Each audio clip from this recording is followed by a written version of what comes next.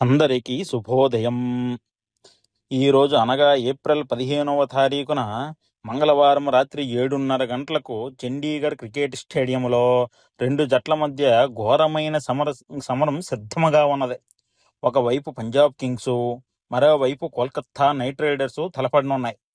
గ్రహాల గమనాల ప్రకారం పంజాబ్ కింగ్స్ జట్టు గురునగరానికి దగ్గరగా ఆడుతున్న గ్రహస్థితుల ప్రకారం వారిపై కొన్ని రాహుదశ ప్రభావాలు స్పష్టంగా కనిపిస్తున్నాయి.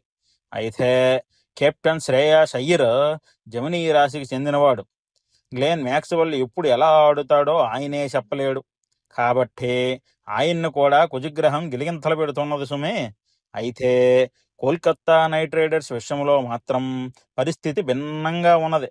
అజింకా రహానే వృషభ రాశి వ్యక్తి.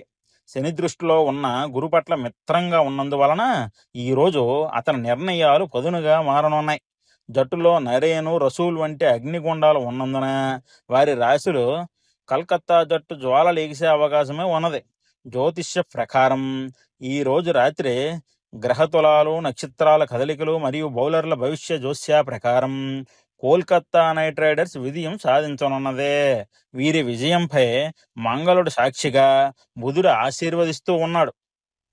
అయితే పంజాబ్ జట్టు ఈ రోజు రాత్రి బౌలింగ్లో బాగా బిజీగా ఉంటారు. కాకపోతే బౌండరీల వెనకాల బంతులు ఎదుర్కోవలసి వస్తుంది సుమి.